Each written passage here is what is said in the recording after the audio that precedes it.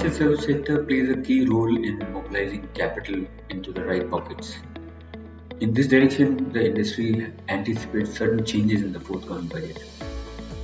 One key area which has been discussed in the last couple of years is enabling Indian companies to list its equity on a foreign stock exchange.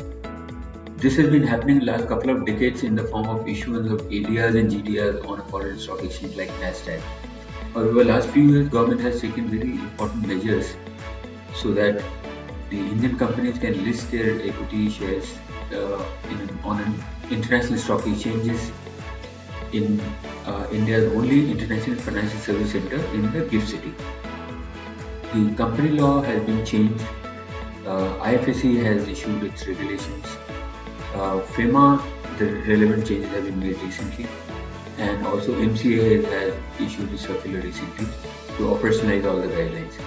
What is pending is now two areas. One is that the SEBI needs to frame its guidelines to enable listed companies to list its shares in the stock exchange in IFSC.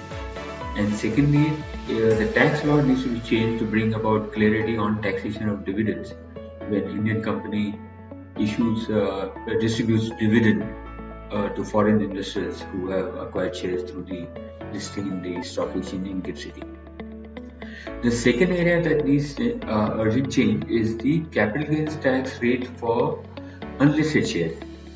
So currently, as you all know that the long-term capital gains on listed shares is taxed at 10%, whereas long-term gains on unlisted shares is taxed for residents at 20%.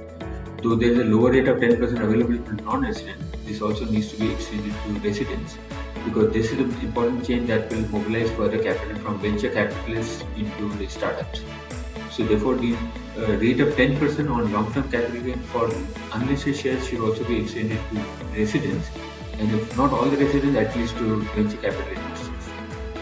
The third area concerns payment by ARC Trust to its investors in the ARC Trust as you all know, ARCs are engaged in resolving the NPAs. They buy over the NPAs, resolve and make the recoveries.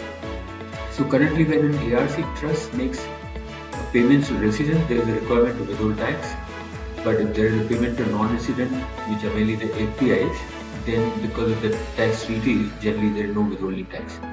However, if there is an investment from an AIF fund which is based in GIFT City and an investment into an ARC Trust, the ARC Trust needs to examine whether the tax should be deducted on payment to an FPI or an AIF which is based out of the GIFT City. Currently, there are two provisions in the Income Tax Act, 194 LBC and 196D.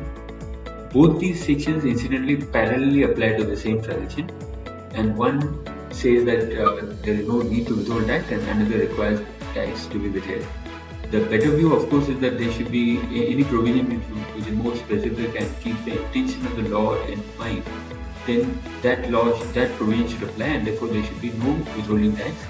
Because obviously the intention is that when the fund in GIFT City is not taxable, there is no point in ARC Trust making payment to it with withholding tax, because it's a matter of blocking the funds and then seeking the refund, etc., which does not suit the investors in the fund. So therefore that requires immediate clarity. So these are the major changes that financial services industry is anticipating in the